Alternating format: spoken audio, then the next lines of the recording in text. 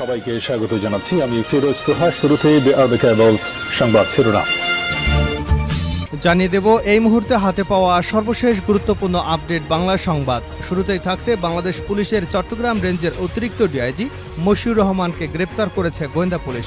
চট্টগ্রাম থেকে আটক করে তাকে ঢাকায় নিয়ে আসা হয়েছে।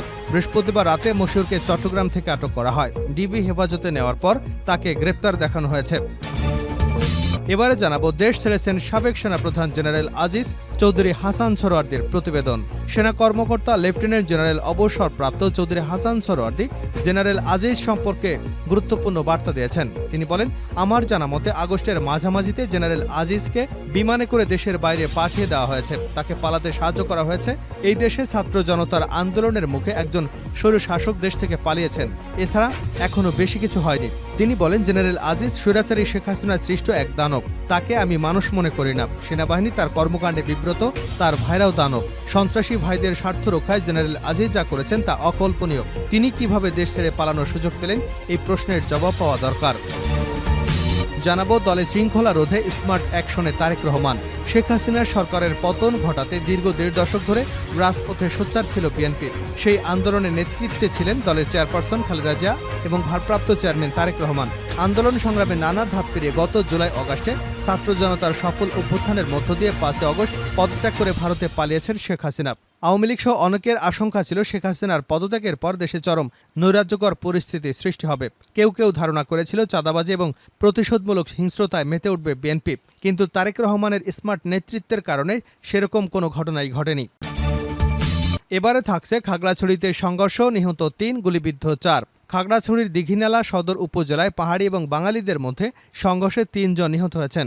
এ ঘটনায় আহত হয়েছেন আরও অন্তত ১৭ জন। তাদের মধ্যে ৪ জন গুলিবিদ্ধ হয়েছেন। কারো পায়ে, কোমর এবং পিঠে গুলিবিদ্ধ হয়েছেন। শুক্রবার সকালে চট্টগ্রাম রেঞ্জের পুলিশ মহাপরিদর্শক আহসান হাবিব পলাশ বিষয়টি নিশ্চিত করেছেন।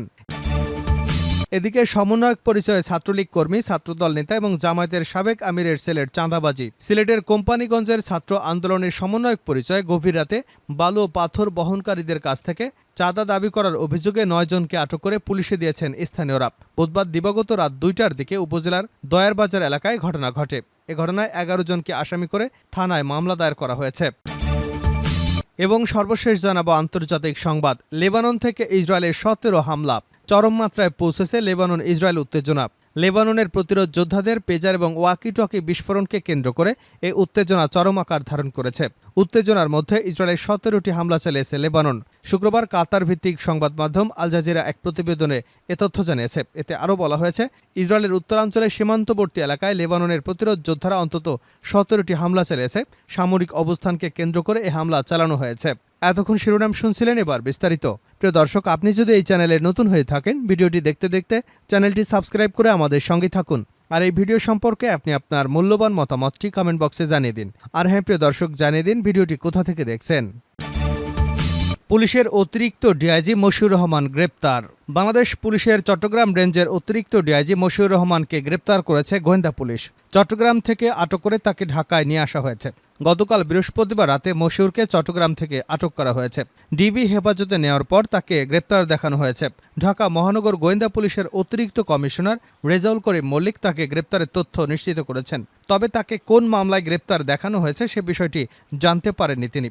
ডিবি সূত্র জানিয়েছে, ছাত্র আন্দোলন সংশ্লিষ্ট একাধিক মামলায় মশিউর রহমানকে গ্রেপ্তার দেখানো হবে। এসব মামলায় জিজ্ঞাসাবাদের জন্য তাকে রিমান্ডে নেওয়ারও আবেদন করবে ডিবি। মশিউর রহমান দীর্ঘ সময় ঢাকা মহানগর পুলিশে ডিবিতে কর্মরত ছিলেন। সবশেষ লালবাগ থানার উপকমিশনার অর্থাৎ ডিসি হিসেবে ছিলেন তিনি। অতিরিক্ত ডিআইজি পদে পদোন্নতিও পেয়েছিলেন। ৫ আগস্ট আওয়ামী সরকারের পতনের পর গত ১৩ আগস্ট আরও ২৮ জনের পাশাপাশি মশিউরকেও চট্টগ্রাম রেঞ্জের ডিআইজি কার্যালয়ে পুলিশ সুপার হিসেবে বদলি করা হয়। দেশ ছেড়েছেন আজিজ চৌধুরী হাসান সরোয়ার্দি। সেনা কর্মকর্তা লেফটেন্যান্ট জেনারেল অবসরপ্রাপ্ত চৌধুরী হাসান সরোয়ার্দি জেনারেল আজিজ সম্পর্কে গুরুত্বপূর্ণ তথ্য দিয়েছেন। তিনি বলেছেন, আমার জানা মতে আগস্টের মাঝামাঝিতে জেনারেল আজিজকে বিমানে করে দেশের বাইরে পাঠিয়ে দেওয়া হয়েছে। তাকে পালাতে সাহায্য করা হয়েছে। এদেশে ছাত্র জনতার আন্দোলনের মুখে একজন স্বৈরশাসক দেশ থেকে পালিয়েছেন। এছাড়া এখনো বেশি কিছু হয়নি। তিনি বলেন, জেনারেল আজিজ স্বৈরাচারী শেখ হাসিনার সৃষ্ট এক দানব। তাকে আমি মানুষ মনে করি না। সেনাবাহিনী তার কর্মকাণ্ডে বিব্রত, তার ভাইরাও দানব। সন্ত্রাসী ভাইদের স্বার্থ রক্ষায় জেনারেল আজিজ যা করেছেন তা অকল্পনীয়। তিনি কিভাবে দেশ ছেড়ে পালানোর সুযোগ পেলেন, এই প্রশ্নের জবাব পাওয়া দরকার।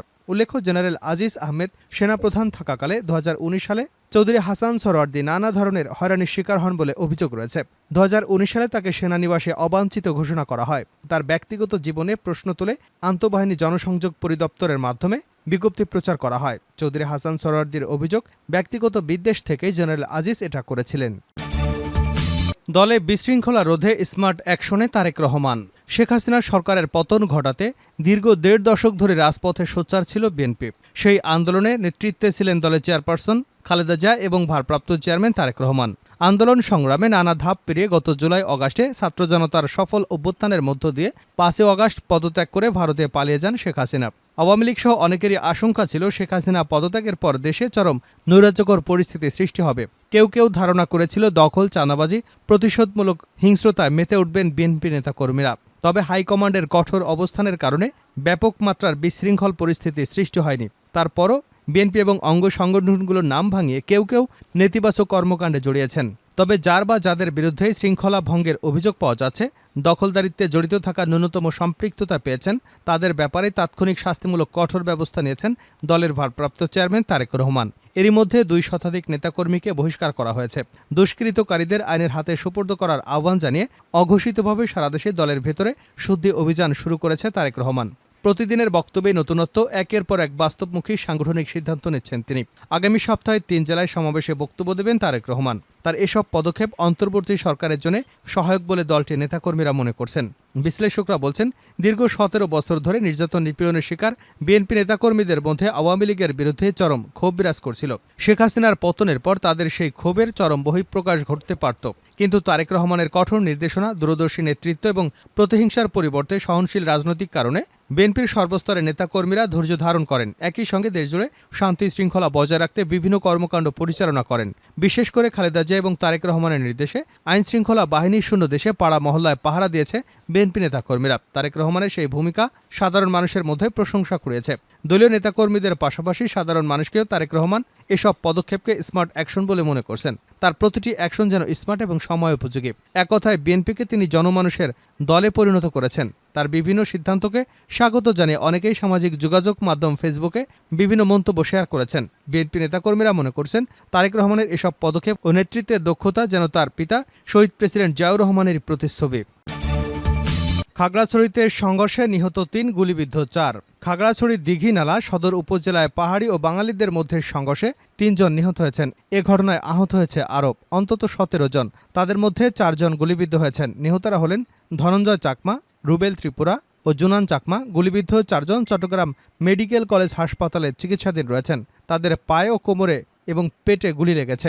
শুক্রবার সকালে চট্টগ্রাম রেঞ্জের পুলিশ মহাপরিদর্শক আহসান হাবিব পলাশ বলেন, দীঘিনালা আহত ধনঞ্জয় গত রাত 10:30টায় এবং সদরে আহত রুবেল ও জুনান খাগড়াছড়ির আধুনিক সদর হাসপাতালে চিকিৎসাধীন অবস্থায় তাদের মৃত্যু হয়েছে। তিনি আরও বলেন, খাগড়াছড়ি শহরে রাতের গুলি শব্দ শোনা গেছে। সেখানে উত্তেজনাকর পরিস্থিতি বিরাজ করছে। আইনশৃঙ্খলা রক্ষাকারী বাহিনী টহল দিচ্ছে। শেষ করছে আন্তর্জাতিক সংবাদ দিয়ে। লেবানন থেকে ইসরায়েলের 17 হামলা। চরম মাত্রায় পৌঁছেছে লেবানন ইসরায়েল উত্তেজনা। লেবাননের প্রতিরোধ যোদ্ধাদের পেজার এবং ওয়াকিটকি বিস্ফোরণকে কেন্দ্র করে এই উত্তেজনা চরম আকার ধারণ করেছে। পাল্টাপাল্টি উত্তেজনার মধ্যে ইসরায়েলের 17টি হামলা চালিয়েছে লেবানন। শুক্রবার কাতার ভিত্তিক সংবাদ মাধ্যম আল জাজিরার এক প্রতিবেদনে এ তথ্য জানানো হয়েছে। এতে বলা হয়েছে, ইসরায়েলের উত্তরাঞ্চলের সীমান্তবর্তী এলাকায় লেবাননের প্রতিরোধ যোদ্ধারা অন্তত 17টি হামলা চালিয়েছে। সামরিক অবস্থানকে কেন্দ্র করে এ হামলা চালানো হয়েছে। গোষ্ঠীটির সবশেষ বিবৃতিতে বলা হয়েছে, ইসরায়েলে হামলা অব্যাহত থাকবে। এসব হামলার বেশিরভাগ শুক্রবার সকালের দিকে চালানো হয়েছে। অন্যদিকে হিজবুল্লাহর অবস্থানকে কেন্দ্র করে হামলা চালিয়েছে ইসরায়েল। তারা জানিয়েছে, বিভিন্ন জায়গায় হিজবুল্লাহর অবস্থানকে কেন্দ্র করে অন্তত 70টি বিমান হামলা চালানো হয়েছে। এর আগে পেজার বিস্ফোরণের ঘটনায় লেবাননের সশস্ত্র গোষ্ঠী হিজবুল্লাহ ইসরায়েলকে দায়ী করে প্রতিশোধ নেবার প্রত্যয় জানিয়েছে। বুধবার এক বিবৃতিতে হিজবুল্লাহ বলেছে, এ হামলার প্রতিশোধ গ্রহণে তারা অঙ্গীকারবদ্ধ।